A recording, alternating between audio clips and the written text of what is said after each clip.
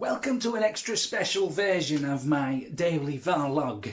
My name is David Babcock. I'm your host for the show, and today I'm going to be in the kitchen. I've made a Victoria sponge, and I'm going to be doing a Sunday roast and taking you through all the processes of it. It's going to get goddamn catastrophic, but I hope you can enjoy me with me. First of all, I'm going to show you a few clips of my Victoria sponge. I didn't film much of it, I'll be honest. Mainly just before and then after. I can't remember what I've filmed, but here it is, the Victoria sponge. Flip side on it. Here is the Victoria sponge I was talking about in the first bit of my blog. I'm salivating, it's that delicious. That got stuck because I didn't butter the lid enough, but oh well.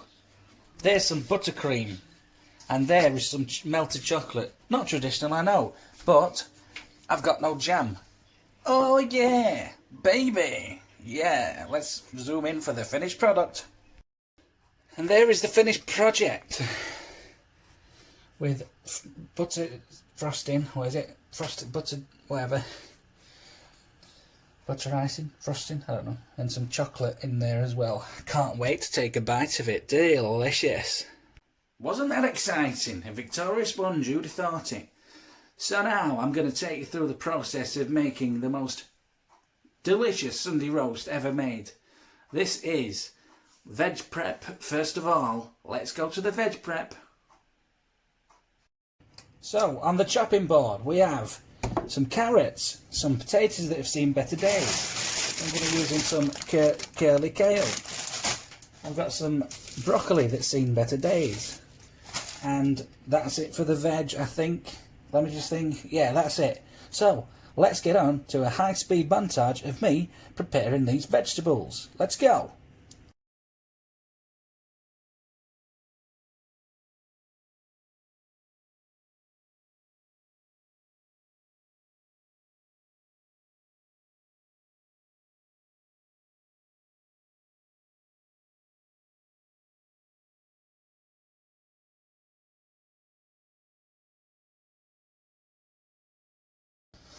So that's that chopped. I'm going to chop the broccoli later. In fact, I could just do it now, couldn't I? Oh. Have I told you that I've preheated my oven? I've preheated my oven to 180 degrees. Gas mark, whatever the hell a gas mark is. Might as well use all this one. So.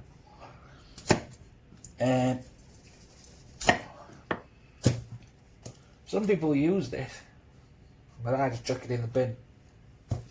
So that's everything really. Now I need to get I need to put the chicken in. The chicken's going to take 50 minutes to, it's just these frozen chicken breasts. I'll do that and then I'll start boiling my veg closer to the time. Join me then. This is the chicken I'll be using because I'm a peasant. It's just frozen chicken breasts. I would like a full chicken, but hey, sometimes you just gotta do what you gotta do. And I find that if you cook these, they do go a little bit dry. So I like to just spray them with a little bit of oil, not oil, whatever this is, this spray stuff. Sunflower oil spray. Just give a nice coating. A little bit of pepper, and then I cook it for half the time, flip it over, spray the underside and pepper the underside. It's quite a salty chicken, so I'm not putting salt on it. Don't know why it's salty, probably chlorine or something. So I'm going to whack that in the oven now. I'm doing some stuffing just straight from the packet. I don't want all of this because that'll be too much. This is just a recipe for two. So if you can hear in the background, just frying some onions. Because my mother says that she puts onions in stuffing mix. So I'm going to do that. So while it's doing that, I'm just going to add this. I've not got the measurements, so I'm just going to do it kind of to eye. I know what stuffing's meant to look like.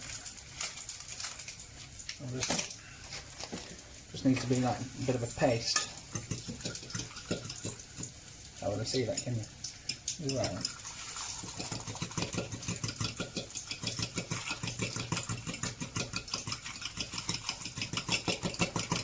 Got quite a coquettish stir, haven't I?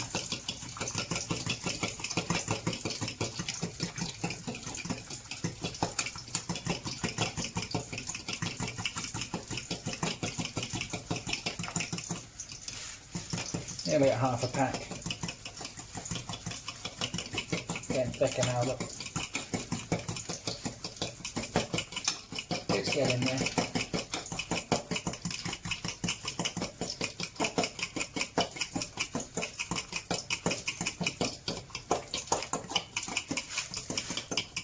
That's about half a pack with half the water. So that's about right. So I'm at a junction now where my brain stops working because there's too much going on in it. And it gets into a bit of an overload. Basically, I need some potatoes for me roasting that need to be kind of like par cooked, I believe the term is in the chef world. So I need to do some potato, but I don't want to cook the rest of the potatoes. And here's a little tip for you guys and gals. Any vegetable that grows under the ground and comes to the surface, you're meant to put in cold water and rise it up while the things are in it. Any vegetable that's above the surface, you're meant to just put it straight into hot water. That might not be right, but hey, it seems to make sense to me. So I've got to put some potatoes now for the roasting. I've got to parboil them. I haven't got the time to let them boil, so I'm just going to put them straight in hot water. And then I'm going to get them like semi-cooked in the water, fluff them up, and put them into the oven in a roasting in that oil I put in. And hopefully they'll crisp up nicely, ready for dinner. Right, this is going in now. So I've worked out that the time remaining on the chicken is just about the time for a reduced temperature cooking of this. You'll see, hopefully it'll all turn out right in the end. So I'm going to put this in the oven now and parboil some potatoes for roasting. So now that water's boiling, I've just put some salt in there. I'm just going to put a few of the smaller potatoes in there just to kind of parboil them, I think the term is. I might be getting that completely wrong. Just a couple of these, don't want too many roasties.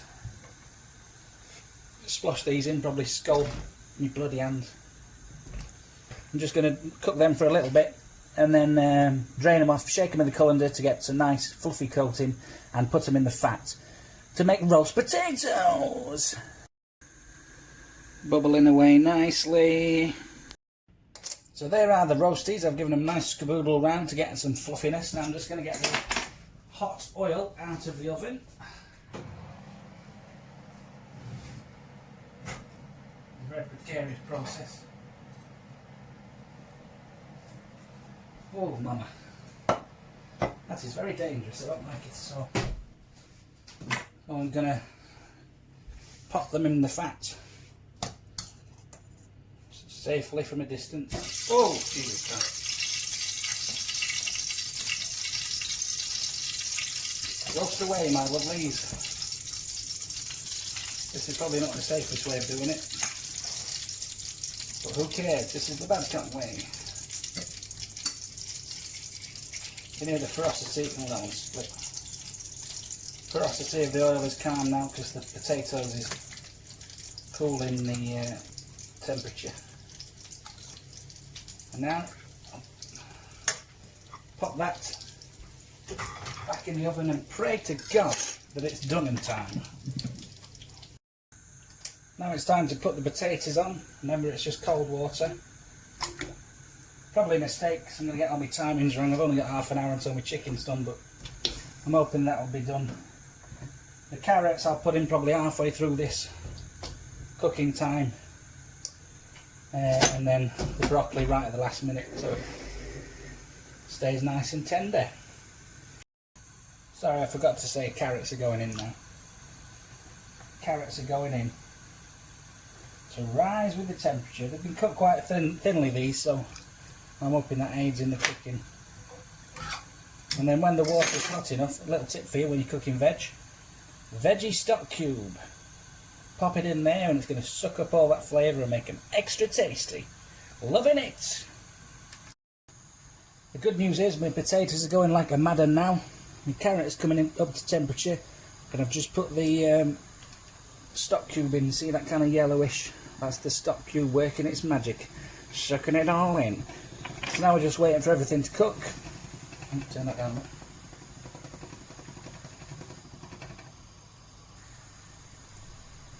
Sorry. Wait for that to cook, and then just wait on the other stuff, and then combine it all together. So here we are. The potatoes have done enough for mashed potatoes. We've got about 10 minutes left on the chicken stuffing and roast potatoes. Hoping that'll be enough. I've had to rescue the carrots because they were just cooking a bit quick, so I've just put them in here. I'm going to blast them with some cold water to stop them cooking, and then I can add them to the pot later. So while I do that, just cool them right down.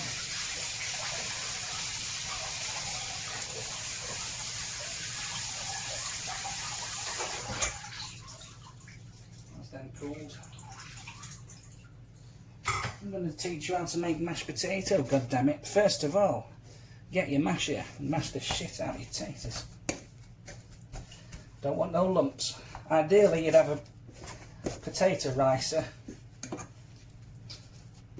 but I haven't got one of them.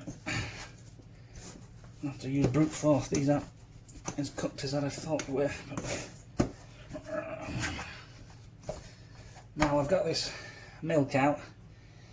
Left it at room temperature for a bit so it's not going to cool the potatoes down. Doesn't matter, I can reheat the potatoes later, it doesn't matter, but if you're doing this fresh, you want to get it down warm so it doesn't cool your potatoes down too much. Oh god. And this is my physical exercise for the day. Try to escape. Giving it a good initial mash. Well, later on I'm just kind of mixing the butter and the milk into it, not really mashing it. This lump's going to escape a lot easier if you've got liquid in there. Good Jeffrey. Yeah, it's in here. Let's take off all my clothes.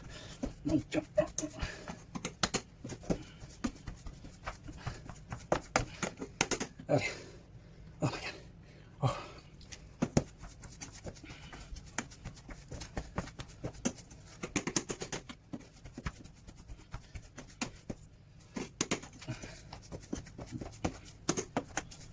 Six minutes left on the oven ingredients. I'm going to pop this kale in. Whoa. Oh shit. Milky kale. Into the stock water. Okay. That's a clump. But there you are. There's our mashed potato. Nice and creamy. Oh, I'm getting it everywhere. That's ready, just going to put that lid on. I might need to reheat it in a bit. Lovely. So here's the chicken, it's just come out. It's looking alright.